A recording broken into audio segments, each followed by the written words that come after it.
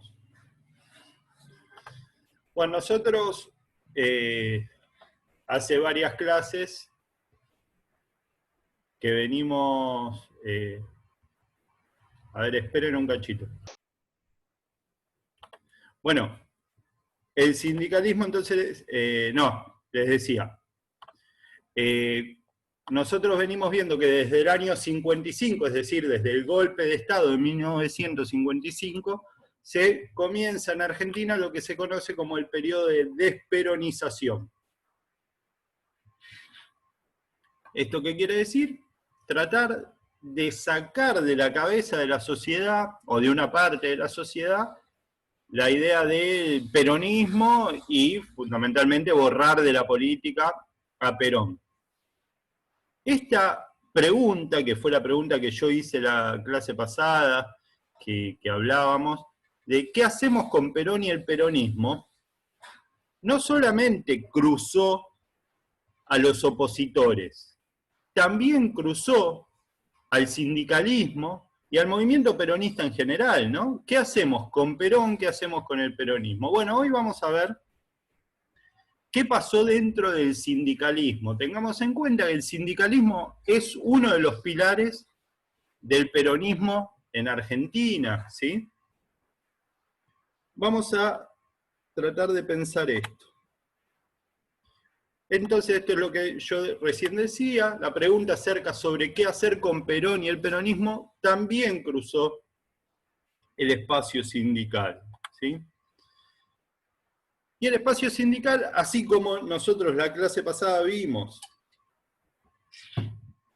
que el ejército se dividió entre azules y colorados, el espacio sindical se dividió entre lo que vamos a llamar el bandorismo y la izquierda peronista.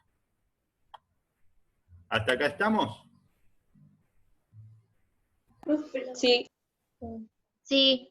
Lo que tenemos que entender entonces de arranque es que la figura de Perón generaba para ciertas personas dentro del peronismo una fuerte unidad, pero para otras personas que esa figura de Perón esté en el exilio, es decir, esté en España, empezaron a pensar la posibilidad de desarrollarse políticamente sin darle tanta bola a Perón. Todo dentro del movimiento peronista, ¿eh? No estamos hablando de espacios de oposición. El sindicalismo entonces se divide en dos. Va a haber un grupo a los cuales vamos a llamar bandoristas y otro grupo a los cuales vamos a denominar como izquierda peronista.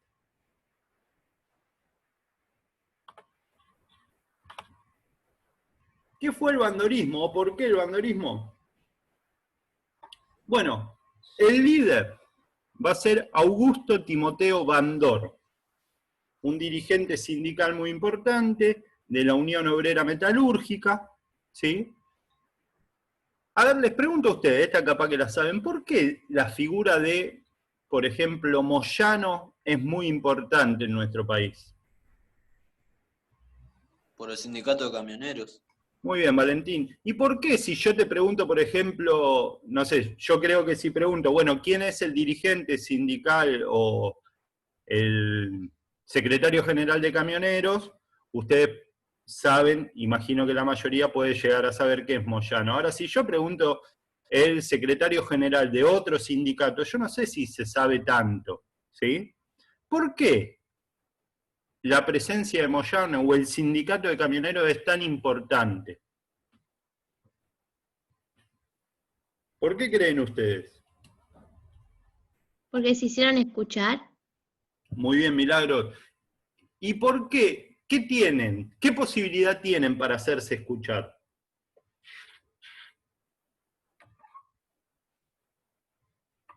¿Por qué hay otros sindicatos que hacen paro, que se hacen escuchar, pero no tienen tanta fortaleza como camioneros?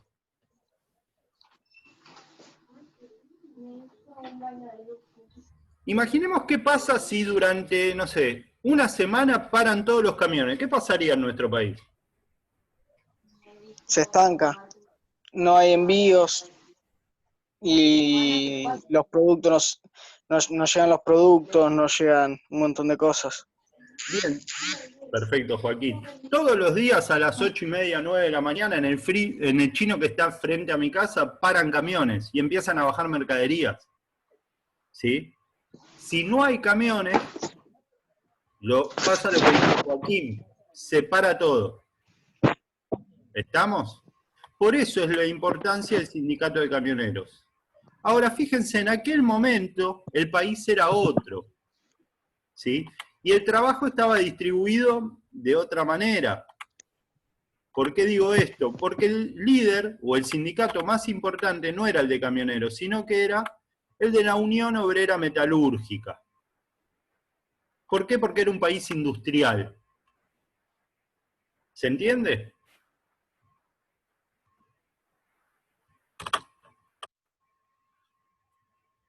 Hola. Sí, sí. Sí, ¿Cuál va a ser la idea de Bandor?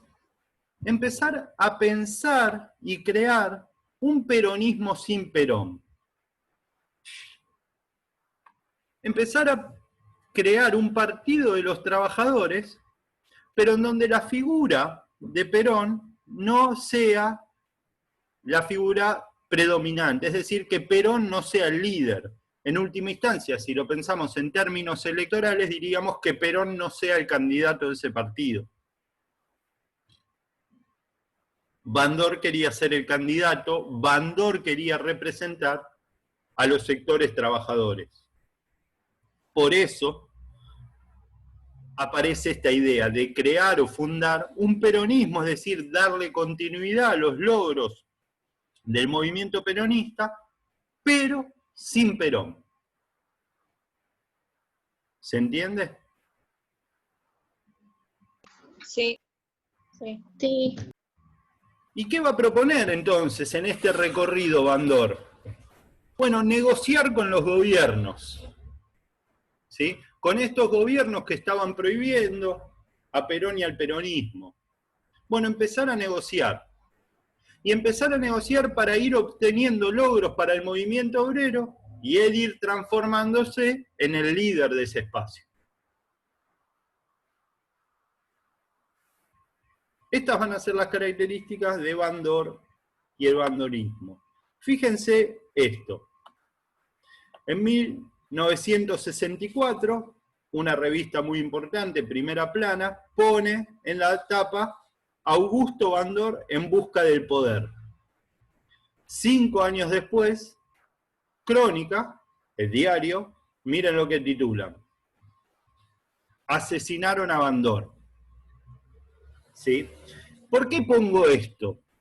Porque quiero que empecemos a entender algo muy importante para entender lo que se viene a posterior durante la década del 70.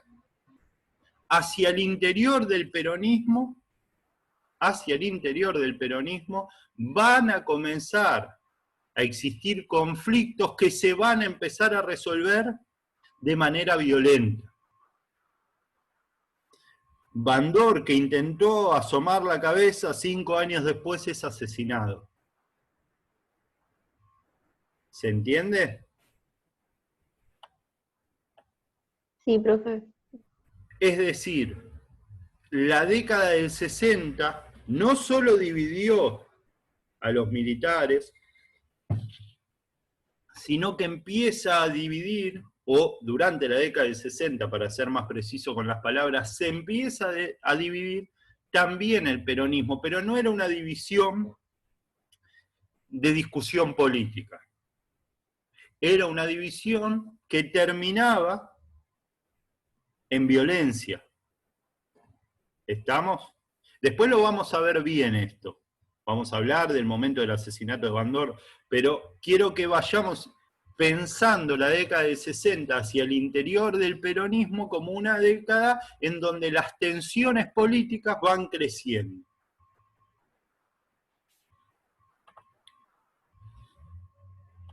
Por otra parte, la izquierda peronista tenía una posición anticapitalista y antiimperialista, perdón, acá copié mal, puse mal. Anticapitalista y antiimperialista. ¿Sí? Esto, vamos a borrarlo, esto está mal. ¿Sí? Antinacionalista y antiimperialista. ¿Estamos? Sí. Y lanzan las 62 organizaciones. Ahora voy a explicar esto. Y esas 62 organizaciones lanzarán un programa que fue el programa de Huerta Grande, que lo voy a explicar ahora.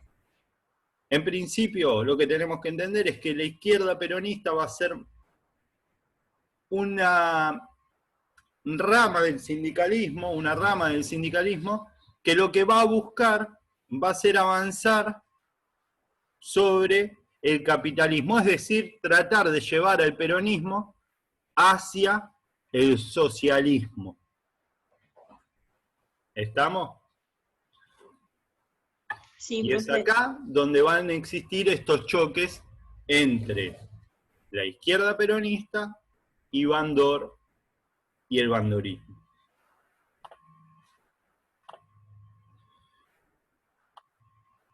Bien, volvamos a esto, fíjense. ¿Cuál es este verbo, el de Bandor y el bandorismo? ¿Qué dice acá? Negociar. Negociar. ¿Sí? Negociar con los gobiernos. Fíjense este gráfico que representa a las 62 organizaciones, ¿sí? Que en realidad representa lo que luego será la CGT de los argentinos. Acá este dibujo es de Carpani, ¿sí? Y acá representa un obrero. Este obrero, ¿se lo ve en condición, en situación de negociar? No, quiere lo contrario, básicamente.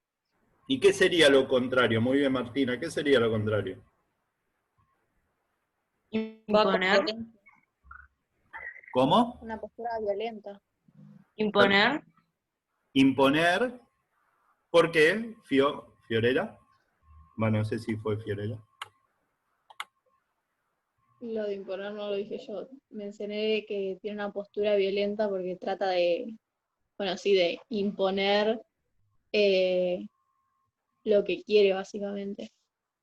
¿Y por qué te da esa sensación? Después, si no lo están negociando, te No, pero ¿por qué ese dibujo te da la sensación de imponer? Que está bien, ¿eh? No estoy diciendo que esté Por la mal. postura, el lenguaje corporal, digamos. Se ve como que tienen tipo carteles atrás, parece una manifestación o algo así. Bien, están en una manifestación de la CGT, ¿sí? Y me mató la definición de postura corporal. ¿Cómo dijiste? Lenguaje corporal. ¿Qué nivel? Lenguaje corporal. ¿Sí? Y sobre todo por algo que los dibujos de Carpani van a tener que tiene que ver con el puño. ¿Sí? Muchos de los dibujos de Carpani de esta época encontramos el puño en el plano principal simbolizando la lucha. ¿Sí? Este grupo no va a querer negociar nada, sino que va a querer luchar. Y es completamente distinto a negociar. ¿Sí? Para Bandor y el bandorismo, la posibilidad política estaba en la negociación. Para las 62 organizaciones, para la izquierda peronista, la posibilidad política estaba en la confrontación. Como lo están haciendo los del dibujo. Exactamente. ¿Cuál es la diferencia entre negociar o entre sentarse con intención de negociar y sentarse con intención de confrontar? Bueno, el resultado es la diferencia. Si yo voy a una mesa y me siento con intención de negociar, bueno, estoy brindando la posibilidad de ceder algo a cambio de lograr algo también. Los dos sacan provecho de la situación. En una negociación uno entiende que podría suceder eso. Hay negociaciones en donde solo uno saca provecho, ¿sí? Pero uno cuando va a sentarse a la mesa con la intención de negociar, lo que está sentándose es tratando de buscar un acuerdo. Y para llegar a ese acuerdo, bueno, negociaremos. Ahora, cuando yo voy a una mesa con intención de confrontar, ¿sí? Lo que va a haber es pelea, va a haber confrontación. Ahora uno podrá decir, bueno, la izquierda peronista entonces son más malos que los bandoristas. No, en la década del 60, la izquierda peronista consideraba que con esos tipos no había nada que negociar. Eran tipos que prohibían al líder, eran tipos que habían fusilado compañeros en el basural de José León Suárez, ¿sí? Eran tipos que perseguían, eran tipos que prohibían, por lo tanto con esa gente no se puede negociar, con esa gente hay que confrontar. Este era el postulado de las 62 organizaciones y lo que será la izquierda peronista. ¿Se entiende? Sí, profe. Sí. Sí. Yo siempre cuando estoy en el aula doy este ejemplo medio pavote, pero piensen cuando ustedes van a sentarse a la mesa a hablar con sus padres sobre algún tema, ¿no? Quieren salir, quieren ir a algún lado. Bueno, ¿cómo nos sentamos? ¿Con intención de negociar o con intención de confrontar? ¿Sí? De negociar. Bien. Queremos llegar a ese objetivo y por ahí vamos a negociar y voy a ceder algo para poder ir al baile esa noche o para poder ir a dormir a la casa de mi amigo o de mi amiga. Voy a ceder algo o voy a verme obligado a algo porque estoy negociando. Ahora, cuando voy a confrontar, ¿sí? Y ahí pensémoslo también en términos de, por ejemplo, en situación de pareja, ¿no? Cuando vamos a confrontar, se confronta, y cuando hay confrontación muchas veces ni siquiera se escuchan los argumentos del otro o de la otra, ¿sí? Porque estamos enojados y estamos peleando, no hay posibilidad de que me convenza. ¿Se entiende? Sí, profe. Sí. Bien. Y por otro lado, hablé de las 62 organizaciones, y las 62 organizaciones proponían 10 puntos en un programa que se llamó Programa de Huerta Grande, que fue el lugar en donde se firmó este programa. Y miren lo que proponía.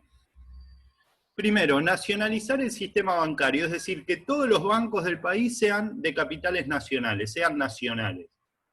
¿Por qué creen ustedes que puede servir que los bancos sean nacionales?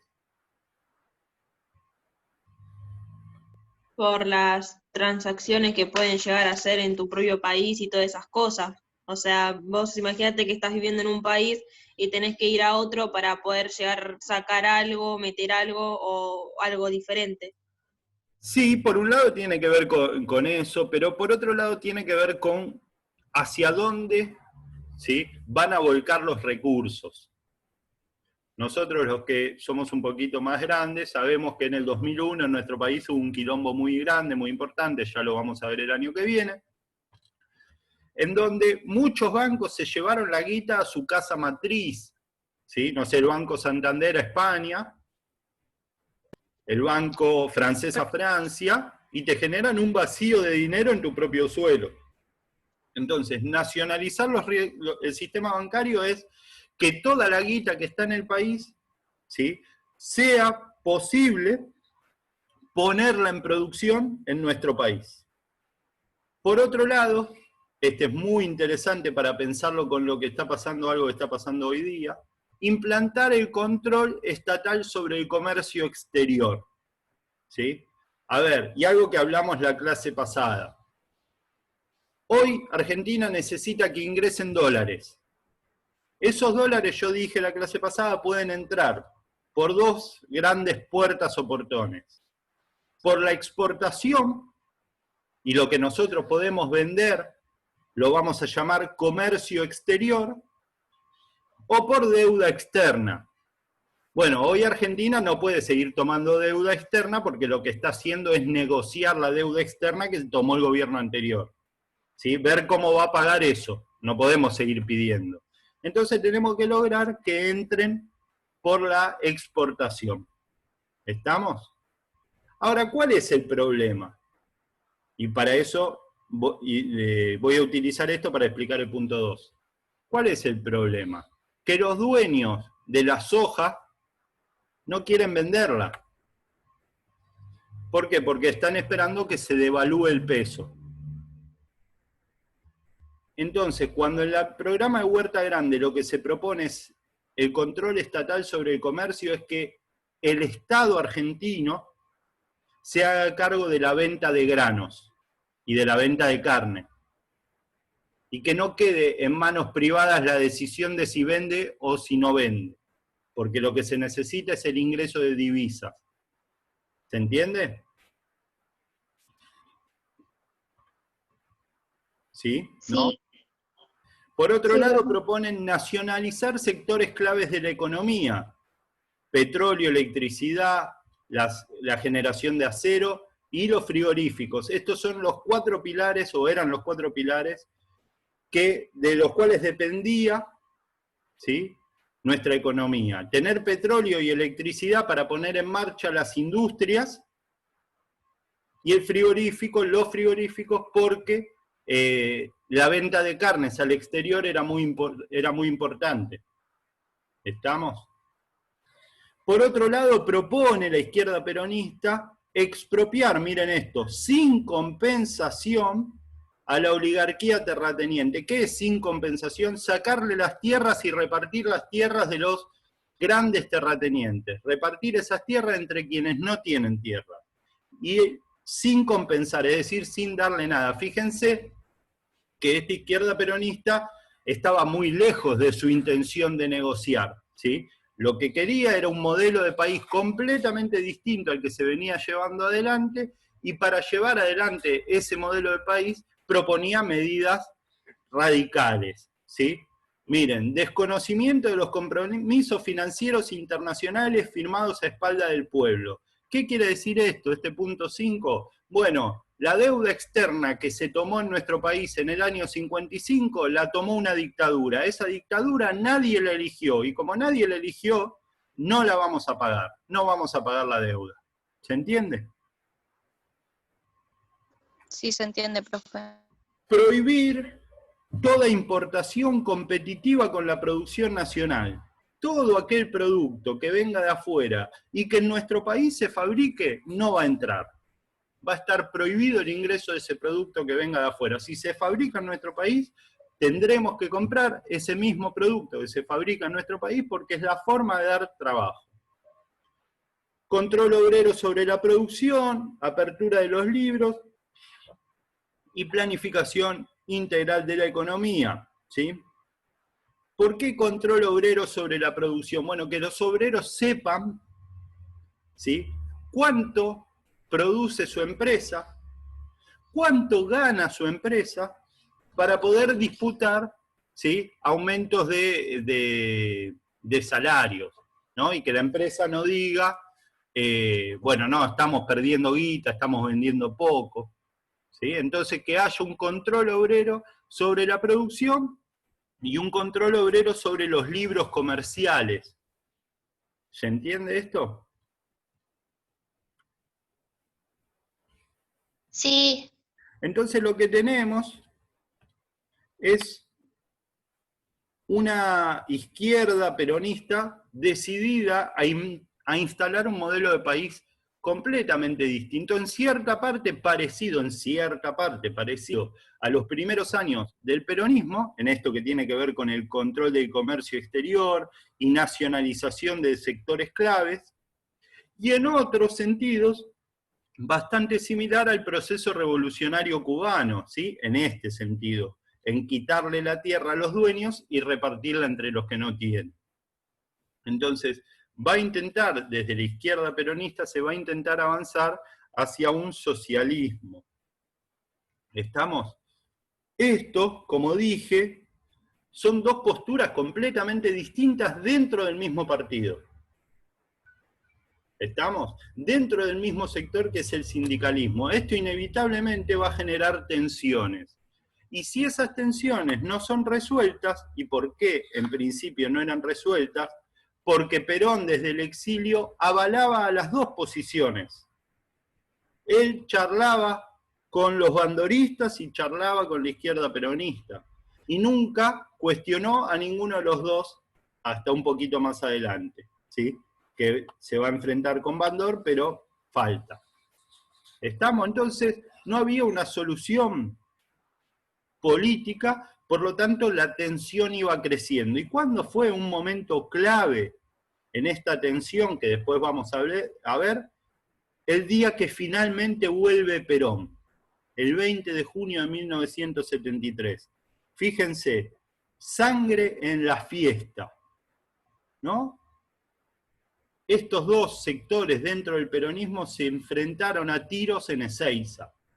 Después vamos a ver, pero lo que muestro es esta imagen, lo mismo que mostré de Bandor, para que entendamos que estos dos sectores pensaban países distintos, buscaban posicionarse políticamente de manera distinta frente a los gobiernos de turno, y que esa tensión política fue creciendo durante toda la década del 60, y el 20 de junio del 73 terminan a los tiros dentro del mismo peronismo, porque eran todos peronistas que iban a recibir a Perón, que volvía a nuestro país. Hay una imagen muy linda de una película que está buena, que es entretenida, que se llama No habrá más pena ni olvido, en donde dos personajes están apuntándose con una escopeta y se matan los dos al grito de ¡Viva Perón! ¿Sí? Los dos peronistas se terminan matando al mismo grito. Eso, bueno, es un resumen de esta tensión política que se fue generando en la década del 60. ¿Estamos? ¿Hay alguna duda? No, No, profe. No, profe. No, profe. Bueno, buenísimo. Esperen que... Ahí está.